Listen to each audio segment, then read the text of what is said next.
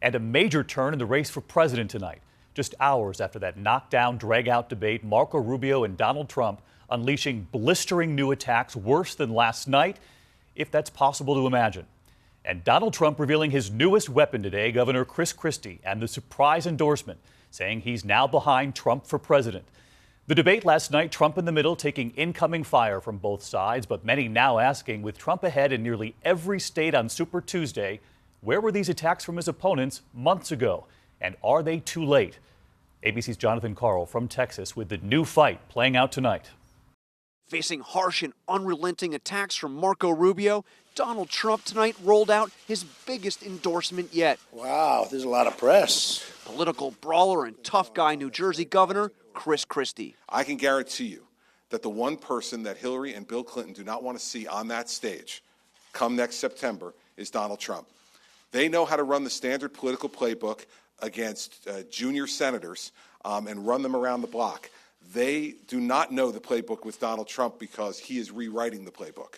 Christie is also the guy who pummeled Marco Rubio in the ABC News New Hampshire debate. And today he called Rubio's new tough tone desperate. Desperate people in campaigns do desperate things, flailing punches in the last days of a losing campaign. There is no better fighter than Donald Trump. But it sure looked like Rubio had Trump on the ropes last night, mocking him for repeating simple talking points on health care. We should have gotten rid of the lines. We should have gotten rid of the lines around the states. We have to get rid of the lines around the states. But now he's repeating himself. No, I'm not repeating. No. I watched him repeat himself 5 times 4 weeks ago. And I saw you repeat yourself 5 times 5 seconds ago. Today, Rubio sounded like an entirely new candidate, launching Trump-like attacks against Trump. Last night in the debate during one of the breaks, 2 of the breaks, he went backstage. He was having a meltdown.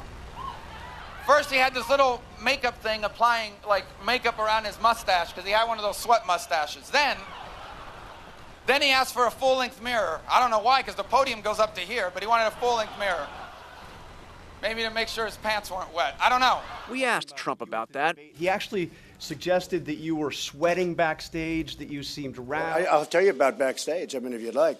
I walked back there, and he's with a pile of makeup, putting it on his face. They said, Marco, easy with the makeup. You don't need that much. But no, I heard he had some very nasty personal comments. But I saw him backstage, and he was putting it on with a trowel. Later, Trump performed an odd impression of that infamous moment when Rubio reached for his water bottle on national television. It's Rubio! Rubio clearly incurred the wrath of Trump after ripping into him on the debate stage. Well, you're the only person on the stage that's ever been fined for hiring people to work on your projects illegally. You hired some workers from Poland. No, I'm the only one on the stage that's hired people. You haven't hired anybody. Well, in fact, some of the people he hired. Well, but hold on. I've hired tens of thousands of people over my job. You've hired 1,000 people You've from had another nothing company, but problems from another with your country. credit cards, etc. Ted Cruz chimed in too. When I was leading the fight against the Gang of 8 amnesty bill, where was Donald? He was firing Dennis Rodman on Celebrity Apprentice. Prompting Dennis Rodman to tweet, "Yes, Ted Cruz, Donald Trump did fire me on Celebrity Apprentice. He's about to fire your blank too." Cruz got under Trump's skin. Donald, relax. Go ahead, I'm relaxed. You're the basket case. Go ahead. Donald, Go ahead, don't get nervous. Go ahead.